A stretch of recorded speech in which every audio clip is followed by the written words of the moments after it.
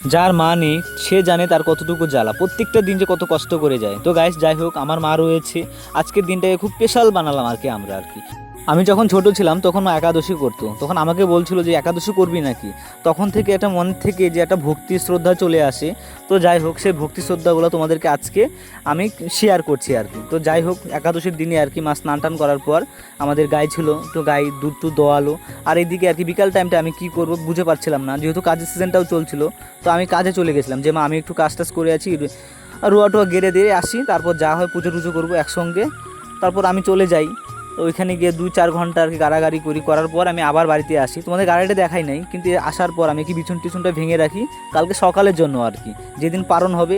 তো সেদিন আমি সকালে গিয়ে পারণ টারণ ছেড়ে আর কি গাড়তে যাব আর কি। তো যাই হোক, রাত্রিবেলা কিছু কাজ ছিল মা আর ধরে নাই, সেটা হচ্ছে গোবর ফেলানো থেকে শুরু করে ঝাড়ু দেওয়া পর্যন্ত আর কি। আমাকে বলছিল যে তুই এই কাজটা করে দিস। তো তা আমি কিন্তু মাঝে মধ্যে কিন্তু করে দিই। তোমাদেরকে এই কথাটা কেন শেয়ার করছি দেখো, কারণ হচ্ছে যে মাঝে সাঝে মার কাজে হেল্প করা, বাবার কাজে হেল্প করা, এটা প্রত্যেকটা ছেলে মেয়েদের কিন্তু কর্তব্য কিন্তু পড়ে।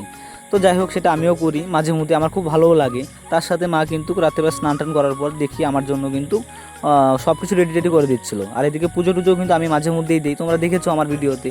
তো যাই হোক, এদিকে মা কিন্তু আমার মানে 50%-এর উপরে কিন্তু মা কিন্তু কাজটা করে দেয় আর কি। মাকে শুধু বলেছিলাম যে আমার জন্য একটু হেল্প করে দাও, তো মা অনেকটাই আমাকে হেল্প করে দেয়।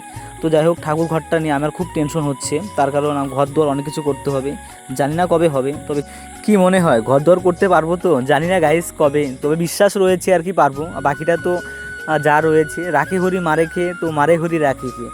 তো যাই হোক, এটা হচ্ছে ভগবানের আর কি, ভগবান যদি চায় সব কিছু করতে পারে, আর উনি যদি না চায় তাহলে কিচ্ছুই হবে না।